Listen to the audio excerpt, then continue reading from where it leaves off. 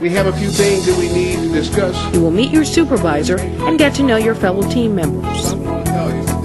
You will be assigned a route or feeding run. You will then be working out in the field, but you will always have your supervisor and your team members to support you. When you're on your first few disasters, you're really not sure what's going on, and most of the time you'll have a more experienced crew that's been out on a number of disasters adopt you and take you under their wing and show you the way to do things. Sanitizing for our hands before we serve, we have to use this. When we first started, we made every mistake in the book. We did everything the hard way. And there'll always be an experienced crew somewhere that are more than willing to help you and teach you a lot of shortcuts. The camaraderie amongst ERV crews is one of the greatest things. You make some fantastic friends and you're able to help the newcomers.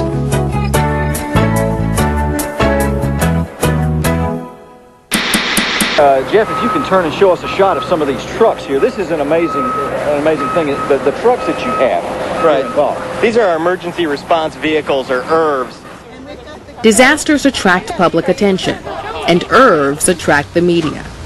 ERV teams are particularly interesting to the press because the ERV many times symbolizes the Red Cross and its efforts in helping people affected by disaster. Well, come on in. Feel free. We can give you. The media helps us get the story out about the services the Red Cross provides, about the need for more volunteers, and for financial support and contributions. So we can load up and go out and feed anywhere from 100 to hundreds of people in a day's time. Really? As far as the media is concerned, anyone from the Red Cross is a spokesperson. With a big Red Cross logo on the ERV and the spotlight on you, the information you deliver and the impression you make will influence how the public perceives the Red Cross. This particular unit right here is the mainstay of the Red Cross. In your answers, be courteous, be clear, stick to what you've seen and done. When the ERV first comes into an area, the media is going to be attracted to it, and they're going to ask you a lot of questions, and you are the spokesperson for the American Red Cross. Once you're on a disaster site, you would provide the most basic information to the press, such as the number of clients that have been served or have been affected by the disaster. Best rule of thumb is, if you don't know the answer, refer it to your public relations officer. And lastly, wear Red Cross ID. People watching it will see it, know who we are, and whom to support. Good job. Thank you. It's time to go home. Sometimes you've completed your assignment, but the operation continues. Therefore, you may go home while the ERV stays on.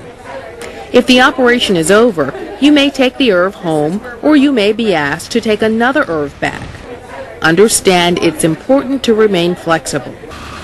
Don't drive off without out-processing yourself and the vehicle. Report to logistics for final inspection. Remember to clean and sanitize the ERV before reporting to logistics. Before leaving, get good directions, a map, and the name and number of the person at the chapter who will meet you when you arrive. Okay, this one's ready to roll. Remember, you've worked hard and long on your assignment. So on your trip home, don't drive too long or after dark. Get yourself and the ERV home safely. We've given you a lot to absorb about ERV work. There's more information in your workbook. And there are experiences in store for you in the field while working on a disaster. Like all services in the American Red Cross, this is a commitment.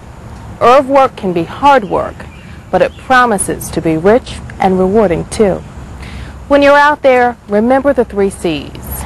Be careful, be compassionate, and use common sense.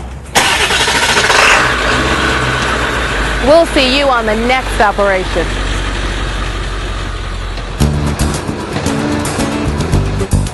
Sorry we ain't got time to pose, but we gotta move it out.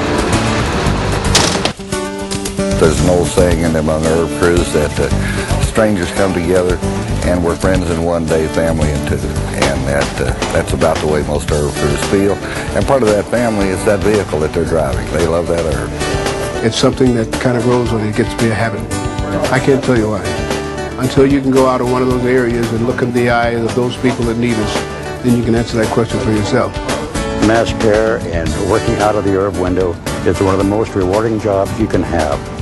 To me, the reward is the gratitude in their eyes when they come to the windows or when they hug us as we come out of the back of the ERV. They want somebody to help them, and that's what we do. It's very rewarding. It really is. It's just heart-touching and heartbreaking to see people in the need like this, but there's a lot of love spread throughout this tragedy. I've seen a lot of love these 2 days I've been working. I have 2 grandchildren that ride the bus past the Red Cross, and they're always saying, "My grandma drives that truck." And it embarrasses their mother because everyone on the bus turns around to see what truck their grandma drives. My expectations are beyond anything I would have ever imagined. If ever I felt like a worthwhile human being, it's being with the Red Cross and driving the ERV.